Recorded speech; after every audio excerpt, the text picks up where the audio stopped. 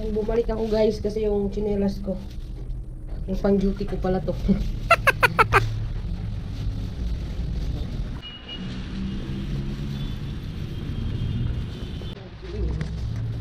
So ayan, napalitan ko ng aking tsinelas. Tara, let's go.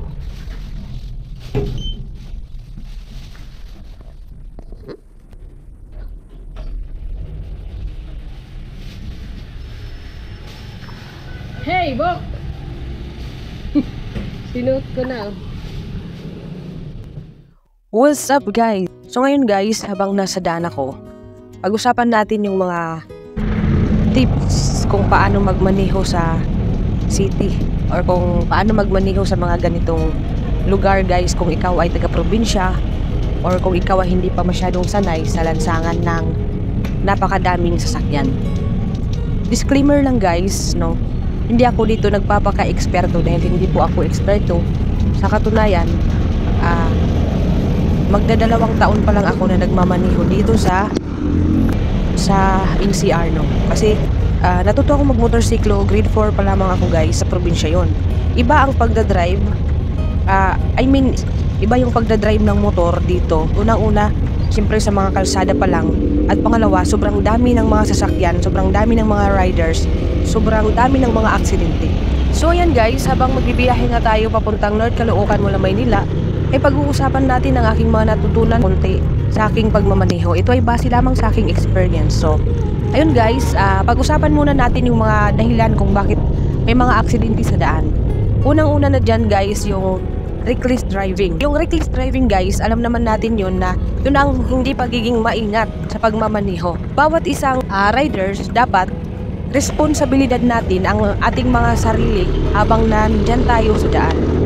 So kailangan guys, may goal tayo lagi kapag sumampa tayo ng motorcycle natin. Ang goal mo lagi dyan ay makababa ka ng motorsiklo mo ng bahay. So lagi kang focus sa daan mo, sa pagmamaneho mo. So ayun na nga, dapat ding maingat tayo kasi guys, isang pagkakamali mo, maaari kang makadamay ng iba yung mga nakasunod sa'yo o nasa unahan sa'yo.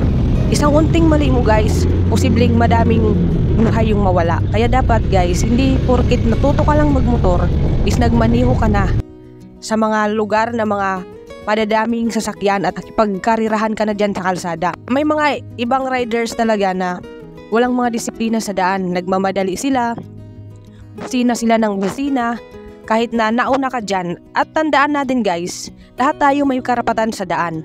Sa driving guys, kung sinong nauna dyan, sa lugar na yan, syempre siyang may karapatan. So kahit anong busina pa dyan ng nasa likod mo, kung alam mo namang nasa lugar ka, hayaan mo siya. Kung gusto niyang mauna sa'yo, hindi mauna siya. Kasi may mga ganong rider na pakabastos na busina ng busina. Kahit alam na nila na naandyan ka na, gusto nila yung mas mauna sa'yo. Siyempre, pagka ganun, hayaan mo silang gumawa ng way, hindi yung ikaw ang mag-a-adjust, diba? So, yun, maging maingat tayo sa daan palagi. At siyempre, bago ka umalis sa kahit anong rides mo, i-check mo din yung kondisyon ng motor mo, kung okay ba yung preno, mga ilaw, kung okay ba lahat ng yan guys, kasi napaka-importante niyan kung ikaw ay nasa daan. Lalong-lalo na guys, yung preno siyempre, napaka-mahalaga niyan. Dapat din natin i-check ang ating mga gulong. Lagi natin i-check kung ito ba'y walang nakatusok. Kasi posibleng may nadaanan ka guys or naanuhan ka dyan na matulis na bagay. So bago ka umalis, bago ka mag long rides or yung mga rides lang, mga chill rides lang guys, i-check mo yung gulong mo bukod sa preno at mga ilaw mo. I-check mo syempre yung gulong mo at syempre higit sa lahat kung may gasolina ka. Syempre hindi naman yan tatakbo guys kung wala kang gasolina. Isipin mo din na i-check yan kung may gasolina ka pa para hindi ka magtulak. At bukod sa mga maintenance, hindi natin pag-uusapan yung mga maintenance dahil malayo na yun. Yung atin lang muna ngayon guys is yung pagdadrive sa city driving. Pero isa din yun sa pinaka-importante syempre yung pag-change oil ng sasakyan mo dahil doon magiging maayos ang makina mo. Kailangan yung pag-change oil mo, i-maintain mo siya guys. So kailangan sa isang buwan kapag matagal na siya, pang maintenance mo na lang, is kailangan na sa 1,000 or 1,500 na itinakbo mo muli yung sasakyan mo mula nung huli kang nag-change oil. ay mag-change oil ka na ulit para maganda lang ang iyong makina at syempre para hindi papalya-palya ang biyahe mo. So yun guys, marami pang mga scoop yung mga pagpapanatiling maayos ang motorsiklo mo kung ikaw ay bibiyahe. Pero ang sinasabi ko lamang guys ay yung pinaka-importante, yung unang-una preno, yung mga ilaw mo, yung gasolina mo at yung gulong mo. Yun. At syempre yung signal light mo guys. At saka higit sa lahat, huwag na huwag kakalimutan ang ating helmet. Dapat nag-i-invest tayo ng magandang helmet kasi maaaring yan ang sasagip sa buhay natin kung tayo ay ma-involve sa isang hindi inaasahan. At huwag naman sana ang mga hindi magandang pangyayari habang ikaw ay nasa daan. So, kung okay na ang lahat ng yan guys, ito na, balik na tayo doon sa mga dahilan kung bakit may aksidente sa daan. Bilang isang rider, alam mo na yung mga ganyang gawain guys. Hindi na yan bago kumbaga sa mga motorista. Pangalawa naman guys, kung bakit may mga aksidente sa daan, is yung hindi mo pagfo-focus, distractive driving. Wala kang focus sa pagmamaniho mo. Minsan nagsi-cellphone ka pa dyan. Dapat hindi. Nasa daan ka guys, parang umaattend ka palagi ng exam. Kasi nakasalalay ang buhay mo at buhay ng nakaangkas sa'yo. Kailangan lagi kang pumasa sa exam na yan. Ganun ang pagmamaniho guys. So yun. Ang una kong tip sa mga hindi pa nakakasubok mag-drive sa city or sa urban driving or dito sa sa napakamadaming mga sasakyan, i-try nyo. Pero tansyahin nyo muna yung area na yun kung kaya nyo ba. Kasi maaari nyo naman yun sa isip nyo na kaya ko to, kaya kong i-manage to, kaya ko ang motorsiklo ko dito i-drive, so kaya ko to.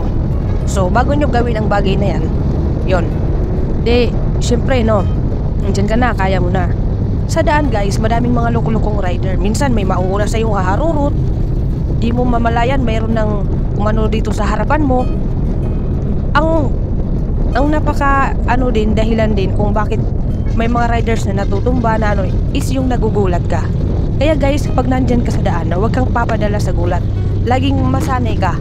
Katulad yung busina guys ng mga malalaking sasakyan kagaya ng truck, kagaya ng bus. Ang mga yan, nakita na nilang motorsiklo yan, pupusinahan at bupusinahan ka yan. Di ang lakas-lakas niyan. Siyempre ikaw na bago ka pa lang na nagdadrive sa mga ganyang lugar na mga madaming sasakyan, siyempre nagugulat ka pa yan. Pag nagulat ka dyan guys na hindi mo yan kayang i-handle yung gulat mo, maaari kang maaksidente, matumba or whatever na mangyayari sa'yo. Kaya kailangan talaga hindi ka magpapadala sa gulat. Sabihin naman, mahirap ata yun, nagulat ka tapos hindi ka magpapadala sa gulat.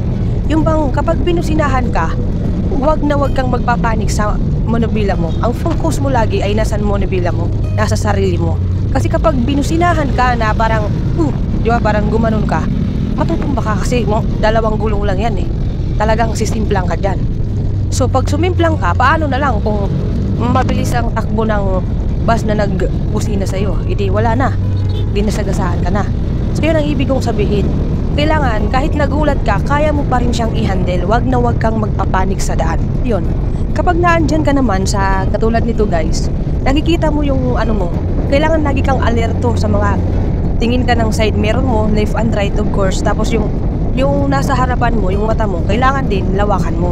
Kailangan matuto kang makiramdam sa mga sasakyan na kasalubong mo or nasa likod mo. Lalong-lalo na yung nasa harapan mo. Kung nagsisignal light ba yan or ano ba yan. Kasi kung nagsisignal light na yan, huwag ka nang masyadong umano dyan kasi ibig sabihin lilipat yan ng linya.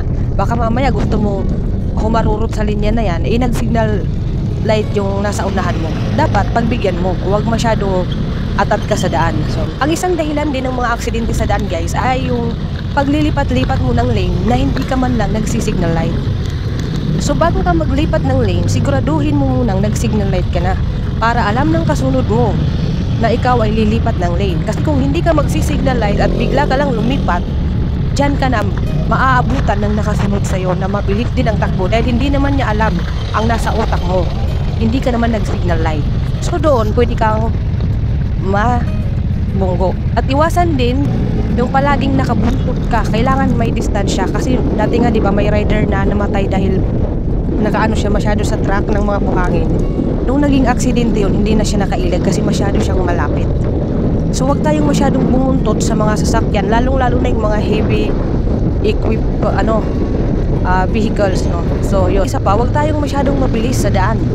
Dapat may mga speed limit sundin natin.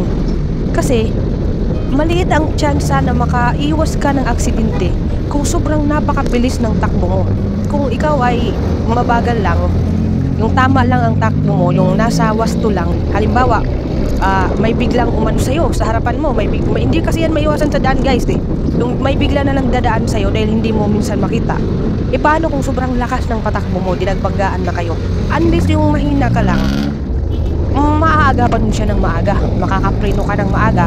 Yung ibang dahilan kung bakit nagkakaroon ng aksidente nga sa mga mabibilis na nagpapatakbo is hindi na kayang agapan yung manubela, yung brake. Kahit mag-brake ka na, wala na dahil sa sobrang tulin mo, sa sobrang tulin ng patakbo mo. Yung gulong mo kahit mag-brake ka, babalintong ka na dahil sa sobrang bilis mo. Isa pang dahilan ng aksidente sa daan guys is yung inaantok. Inaantok ka at nagpatuloy kang magmaneho, may posibilidad na maaksidente ka. Isang idlip mo lang dyan, isang pikit ng mata mo dyan, may lubak o di kaya may nauna pala sa'yo. Malayan na mayroong sasakyan sa unahan mo, napikit ang mata mo ng kaunti, o yun, madadali ka doon, men. So yung ano naman guys, yung isa pang dahilan ay yung nagmamaniho ng nakainom or lasing. Syempre kapag lasing ka guys, naandyan na yung paggiwang-giwang ka. Kahit hindi ka nakamotor, kung maglakad ka na lasing ka, di ba? Patumba-tumba ka. So ganun din yan guys pag nagmotor ka, kasi pwede kang antukin o pwedeng yung paningin mo hindi na nasa wasto. Kaya kapag kaganyan talaga, bawal magmaniho kapag lasing or nakainom. Dahil nandyan na ang mga madadaming posibleng mangyari sa'yo sa daan kapag ikaw ay lasing, nakainom at nagmaniho ka. At saka bukod dyan guys, yung pagiging kamote riders mo. Yung alam mo na bawal ay ginagawa mo pa rin. Kagaya ng pagsingit-singit na nagmamadali ka, singit ka ng singit o lipat ka ng lipat ng linya na wala na sa ayos guys yung pagmamaniho mo. Sa pag-ibig guys, wag na wag mong ipagsisiksikan ang sarili mo sa taong ayaw na sa'yo. Oh my God! Sa driving naman guys, wag na wag mong ipagsisiksikan ang sarili mo sa alam mong delikado dahil sinasabi ko sa'yo, mapapahamak ka lang. Sobra ka nang magpagsiksikan dyan. Basta wag kang matatakot sa daan kung ikaw ay nasa daan na. Kahit sino pang bumisina sa'yo dyan. Katulad ito guys, so, busina ng busina, di ba? Nasa likod ko yan.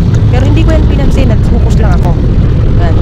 So ayan guys, katulad yan, may humarurong bigla sa harapan ko. Nakakagulat yan kung first time ka.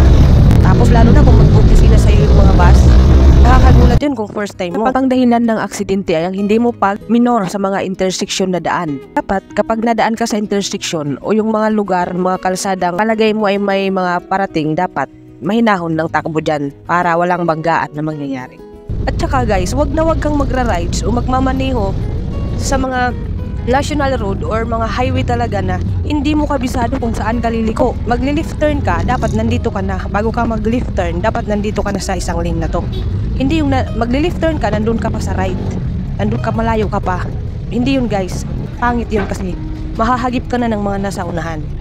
Kaya dapat kailangan, bago mo subukan yung mga magmaneho ka sa mga ganitong area, alam mo na at pinag-aralan mo na. Ako kasi guys, kahit marunong ako magmotor sa probinsya, iba naman yun eh. Sa probinsya, isang lansangan lang, hindi katulad dito, may mga paganito, paganon, di ba? So ayun, inaral ko muna, pinakiramdaman ko muna kung kaya ko. At sa isip ko, sabi ko kaya ko naman. So papaano ko din malalampasan yung takot ko sa pagmamaneho sa daan kung hindi ko susubukan. So ngayon, bago ko ibiyahe ang sarili ko, tinansya ko na yan guys na dito muna ako, hindi ito masyadong delikado, hindi madaming masyadong sasakyan dumadaan. So kaya ko na nun. Kung ikaw naman ay dadaan sa mga katulad ng mga Commonwealth guys, dapat mayroon kang kasabay dyan na kaano mo mag-rides kasama para siya ang susundan mo yung mag-guide. Pero of course, kailangan pa rin ng sarili mong desisyon sa pagmamaneho. May sarili kang diskarte, yun ang ibig kong sabihin. Pero yun nga, kailangan mo munang pakiramdaman kung kaya mo ba. So ayan guys, for today, yan muna ang tuturo ko kasi hindi naman ako eksperto. Para lang yan sa mga baguhan na nagmumotorsiklo. Yun ang mga kadalasang naaaksidente sa daan, nagugulat, at saka sa mga malulubak. Ang daming lubak ng mga daan dito sa Metro Manila guys. So kailangan yung takbo natin hindi talaga mabilis, kasi kapag mabilis ka na ano ka dyan sa mga lubak, talagang tatalsik ka, diba? So yun lang guys, at Dadaan muna tayo ngayon dito sa napakamasarap na sisig. So first time kong bibilhin to, so tara, subukan natin.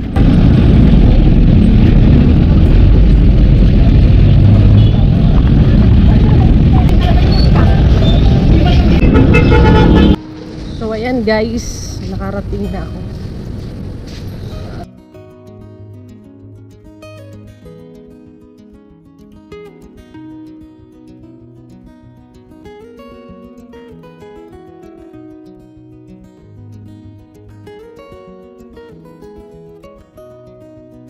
Yung sisig guys, masarap naman, okay naman. So salamat guys sa panonood. Bye-bye! Long life, now we feeling it again. Better hold tight, we on this ride that never ends. Going all night, can you feel this energy?